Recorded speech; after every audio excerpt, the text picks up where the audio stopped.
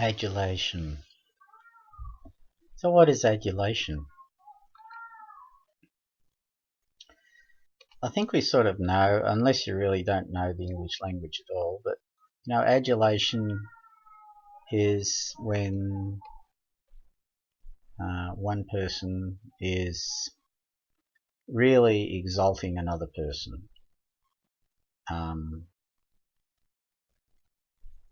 exalting them in comparison to themselves.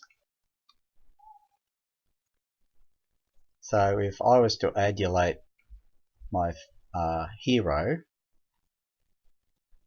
I'd be singing the praises of my hero. I'd be saying how great my hero is.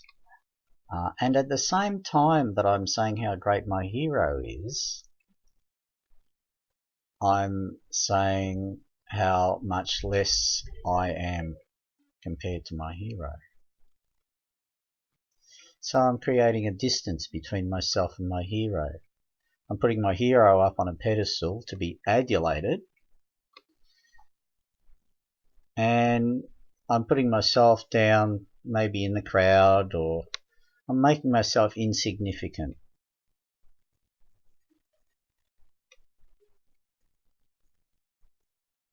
People do this with their sports heroes,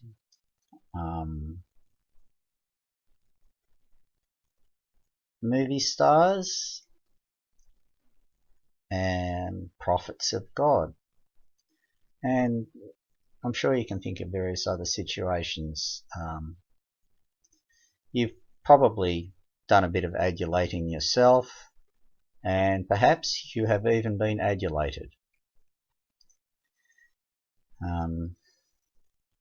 If you've ever been adulated,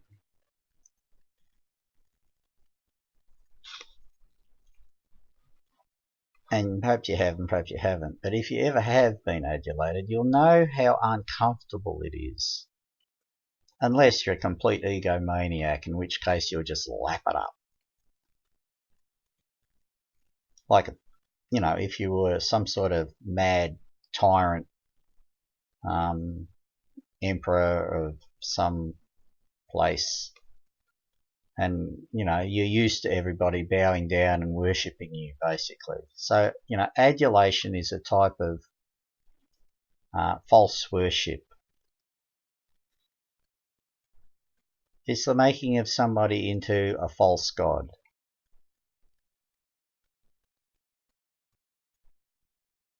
Now, when people adulate God, well, let's say not God, but let's say adulate a guru or a great teacher or a prophet of God. It's all the same, because it's the same action. Adulation is happening. So a lot of people adulate Muhammad,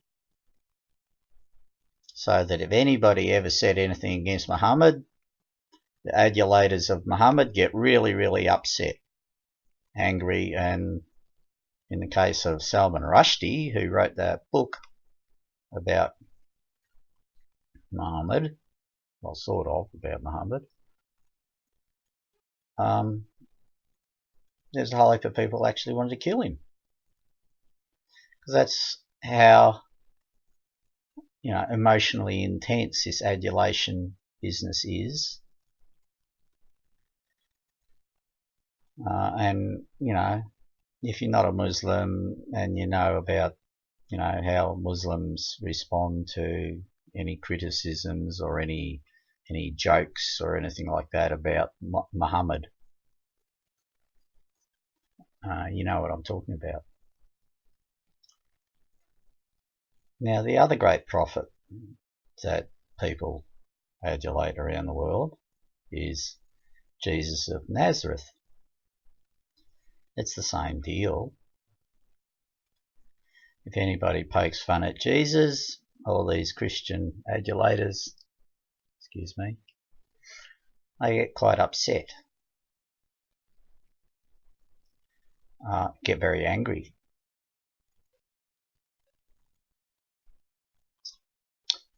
Now, if it was true worship, of course, that would be purifying them, and they wouldn't be getting angry. They'd be probably, feeling maybe confused, or something innocent anyway. But no, it's not an innocent reaction, is it? It's a very violent reaction, a very violent action toward the person that's made the criticisms or poked fun at.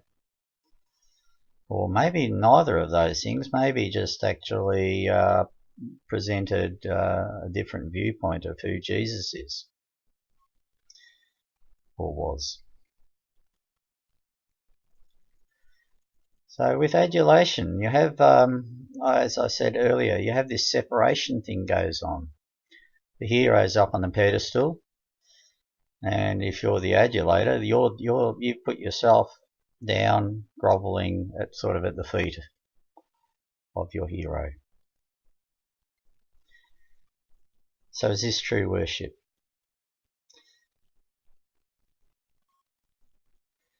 I don't think I really need to spell it out. I think the picture should be clear enough for anyone to really see who actually is thinking seriously about this problem. Adulation is a great evil in that it separates people, the adulator from the one who's being adulated. So when Jesus says, "Be one with me," well, you can't be one with Jesus if you're busy adulating him.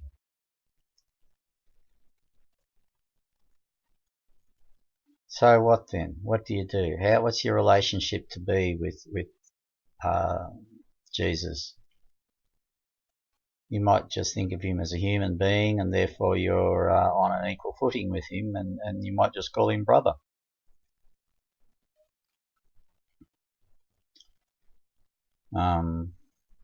That's probably better than adulating him.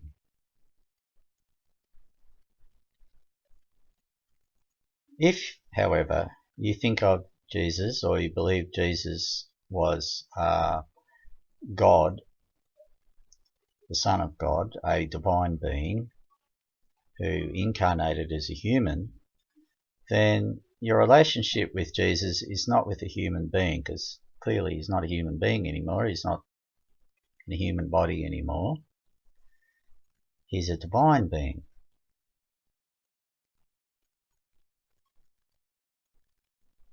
So what's your relationship with a divine being who once incarnated as a human being?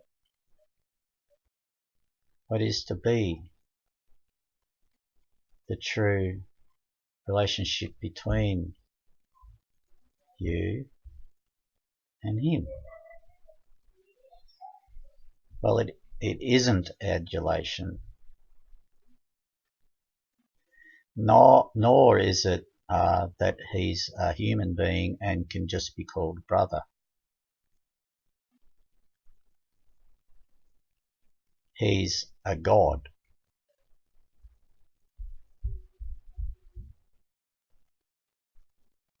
So true worship. So what is true worship?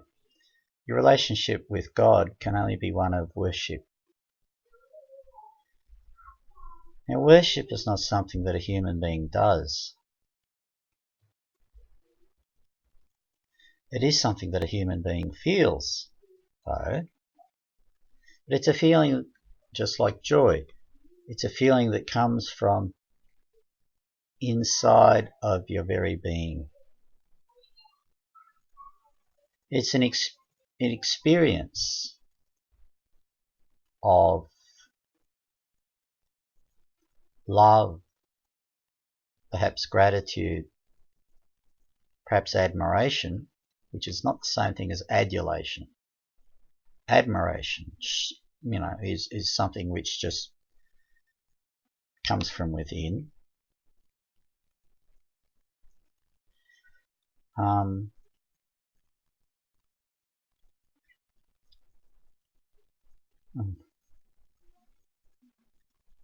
we're back to love. Love, gratitude, admiration, respect, perhaps even praise. I'll praise you for your what? What do you praise God for?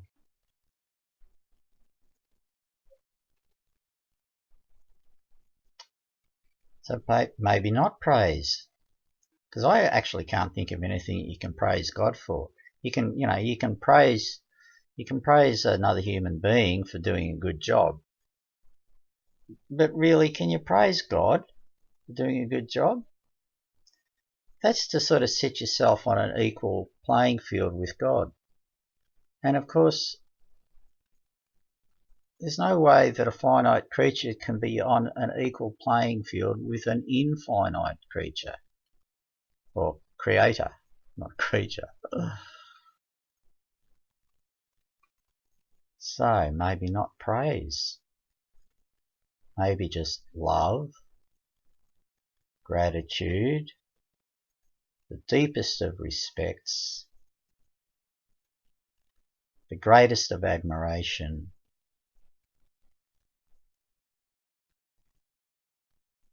and the desire to be one with the divine being.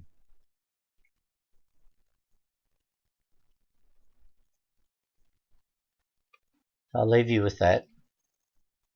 Thank you again for your time and for listening to me here today. In the name of the Father and the Mother and the infinite Spirit who ministers to all of the minds of the universe and all of the physical bodies of the universe, I bid you good evening, good morning, good afternoon, whatever time of day it is for you at this point on the planet. Bye for now.